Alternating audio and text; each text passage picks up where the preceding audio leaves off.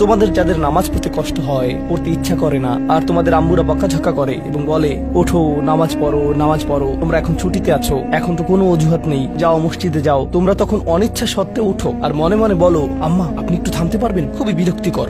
এমনকি যখন নামাজে দাঁড়াও আল্লাহু আকবার বলে চোখ এদিক ওদিক ঘোরাতে থাকো, তোমরা এটাই করো। এখন পিতামাতাদের উদ্দেশ্যে কিছু কথা বলছি। যদি আপনার বাচ্চাদের জোর করে নামাজ পড়ান, চাপ প্রয়োগ করে নামাজ পড়ান, বকাঝকা করে নামাজ পড়ান, তখন তারা হয়তো কোনো মতে নামাজ পড়ে, আর তাদের বয়স 13, 14, 15, তাদের নামাজ পড়া দেখে আপনার হয়তো ভালো লাগে, কিন্তু তারা তো নামাজ উপভোগ করে না।